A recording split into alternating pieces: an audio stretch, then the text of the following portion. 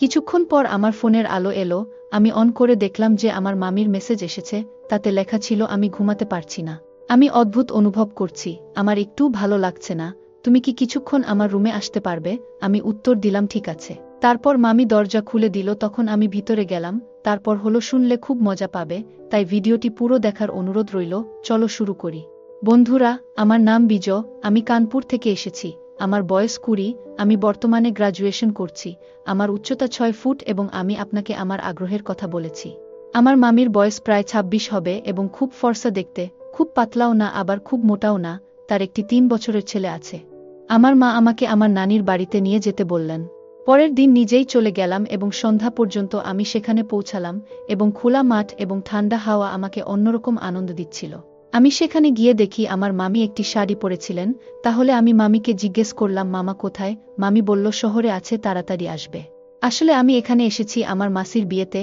এখানে মাসির বিয়ের আয়োজন এবং অন্য কাজে সাহায্য করতে আমি এসেছি। পরের দিন এমনি করে বিয়ের প্রস্তুতি শুরু করলাম। দাদু, দাদি, মামা সবাই চলে গেল খামারে। আমার মাসি, যার বিয়ে হতে চলেছে, সে তার ঘরে তার ভাবি বরের সাথে প্রেমের কথা বলছিল। আমি টিঙ্কুর সাথে খেলতে লাগলাম। টিঙ্কু হচ্ছে আমার মামির ছেলের নাম। মামির ঘরের দিকে গিয়ে মামির সাথে কথা বলে জানতে পারলাম মামার আসতে আরও কয়েকটা দিন লাগবে। আমি ভিতরের কথা জানতে শুরু করেছি। আমি মামির সাথে অনেক কথা বলেছিলাম, তাই আমি আমার সাথে একটু বন্ধুর মতো কথা বলতো। তারপর আমরা সবাই একটা গাড়িতে যাচ্ছিলাম, কেনাকাটা করতে অনেক দেরি হয়ে গেছে। মামি আমার পাশে বসেছিলেন, গাড়ির ভিতর অন্ধকার ছিল। তারপর ড্রাইভার একটা কাট করল, যার ফলে মামি আমার দিকে ঝুঁকে পড়ল এবং তার কমলা রঙের মুখটা আমার গালে ছুঁয়ে গেল। কি বলবো বন্ধুরা, খুব ভালো লাগলো। এমন সময় আমি মামিকে অগ্রাহ্য করলাম। সেও হেসে বলল, এই ড্রাইভার কেমন করে গাড়ি চালাচ্ছ?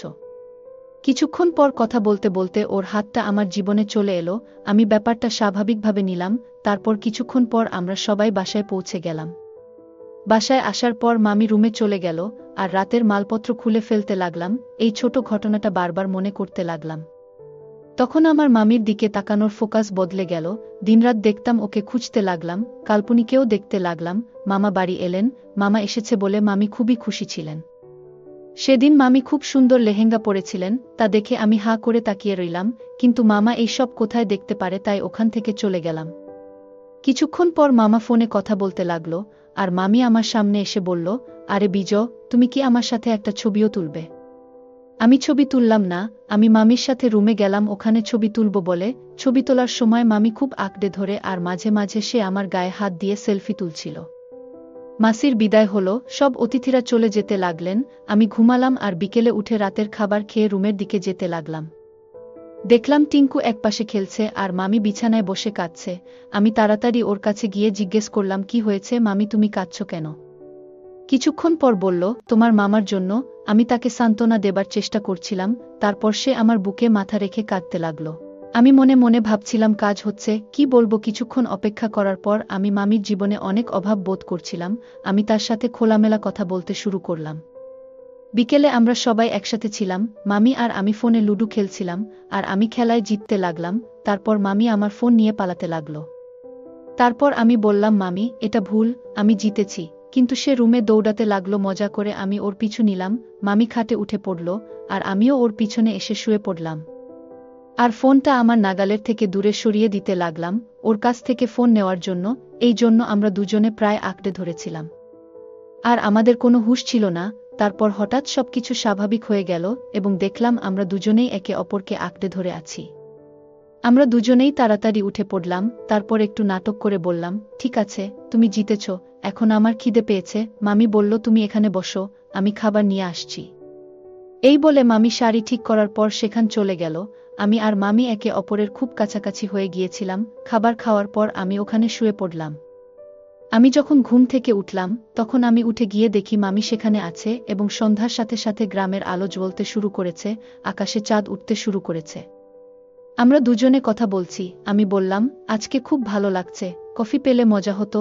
মামি বলল, আমি এখনই নিচে গিয়ে 2 কাপ কফি বানিয়ে আনছি। তারপর আমরা দুজনে যখন কফি খাচ্ছিলাম তখন সে আমাকে বলল, বিজয়, এত মাসে প্রথমবার আমি এত খুশি হয়েছি। তোর মামা বাড়িতে আসে না আর বাড়িতে এমন কোনো বন্ধু নেই যাকে আমি আমার মনের কথা বলতে পারি। আরে মামি, সব ঠিক হয়ে যাবে। মামি বলল, আমার স্বামী আছে কিন্তু আমার জীবনে সুখ নেই, কিন্তু তুমি এসে আমাকে কিছু সুখ দিয়েছ। আমিও খুশি হয়েছিলাম সব শুনে, আর সন্ধ্যাটা ঠিক টাইটানিক মুভির মতন মনে হলো। মনোরম বাতাস বইছিল, আমরা দুজনেই দেখছিলাম। দূরে আকাশে চাঁদ উঠছিল, আমরা দুজনে গল্প করছিলাম। আমি বললাম, আজ সত্যিই দারুণ আবহাওয়াটা, ভালোই লাগছে। সেই মুহূর্তটি এমন ছিল যে একজন তৃষ্ণার্ত মানুষ একটি কূপ খুঁজে পেয়েছে, আমি একটি আশা খুঁজে পেয়েছি, আমি তার প্রেমে পড়া শুরু করেছি। কিছুক্ষণ পরে আমরা দুজনেই আমাদের গানে আসি। সে আমার সাথে চোখের যোগাযোগ না করে ওখান থেকে কাপ নিয়ে দ্রুত নেমে গেলাম, আমিও অন্যদিকে মুখ ঘুরিয়ে নিলাম।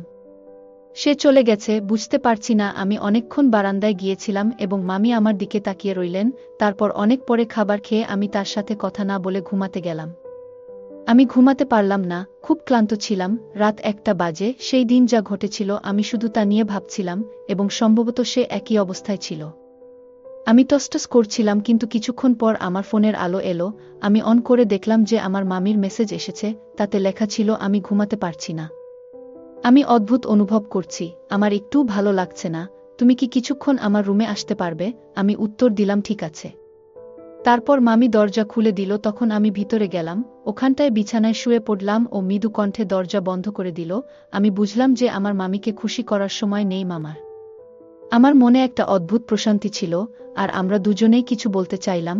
আমরা দুজনে কিছুক্ষণ কথা বললাম, তারপর শুয়ে পড়লাম। কিছুক্ষণ আমাদের দুজনের ভিতরে অনেক কিছু চলছিল, কিন্তু আমরা বিছানায় শুয়ে থাকতে পারিনি। সে আমার দিকে মুখ করে সোফায় বসেছিল এবং আমি তার দিকে তাকিয়ে কিছুক্ষণ কথা বলেছিলাম। একদম যৌবনের দোরগোড়ায় পা রেখেছিলাম। যৌবনের দ্বারপ্রান্তে আমরা দুজনে একই ঘরে ছিলাম, এবং সেই সুন্দর রাতটি আমাদের দুজনকে পুড়িয়ে দিচ্ছিল। সে আমার দিকে তৃষ্ণার্ত চোখে তাকিয়েছিল। সময় কেটে যাচ্ছিল এবং স্পষ্ট হয়ে উঠল যে আমার এই ঘরে আসার পিছনে অন্য কিছু ছিল, এবং মামি ভালোবাসার ক্ষুধার্ত ছিল। কয়েক মাস ধরে তার ভিতরে আগুন জ্বলছিল। আমার ভিতরেও আগুনে রূপ নেয়। পরের মুহূর্তে মামি তার পল্লুকে আংড়াই দেখাচ্ছিলেন, আর আমিও মামিকে এটা করতে দেখে আমার চোখে আরও হাওয়া হয়ে গেল। সেও প্রচণ্ডভাবে নিঃশ্বাস নিচ্ছিল। আমরা একজন অন্য জনকে খুব শক্ত করে জড়িয়ে ধরলাম, এবং পরের মুহূর্তে আমি ও মামি খেলা শুরু করলাম। মামি এত খেলল যে আমি এমন খেলা কোনোদিন দেখিনি। তাকে পুরো পাগল লাগছিল। কিছুক্ষণ পর আমরা দুজনেই ঘুমিয়ে পড়লাম। ওর মুখটা ঢেকে গেল একটা অন্যরকম হাসির সাথে, সবকিছু সুখের সাথে হয়ে গেল। তারপর থেকে খুব ভালো দিন কাটতে লাগল। আমি নিচে এসে মামিকে দেখলাম, সে আমাকে দেখে খুব মিষ্টি হাসি দিল। তারপর আমি স্নান করতে গেলাম, স্নান করে ব্রেকফাস্ট করলাম। এরপর থেকে আমরা রোজ খেলতে লাগলাম। যাই হোক বন্ধুরা, আমাদের আজকের ভিডিওটি এই পর্যন্ত। ভিডিওটি কেমন লাগলো কমেন্টে জানাতে ভুলবেন না। যদি আমাদের ভিডিওগুলি ভালো লাগে তাহলে লাইক, কমেন্ট এবং শেয়ার করুন। আর সবার আগে ভিডিও পেতে আমাদের মিস পায়েল ব্লগ চ্যানেলটাকে সাবস্ক্রাইব করুন এবং পাশে আসা বেল আইকনটি অল করে দিন। সবাইকে ধন্যবাদ।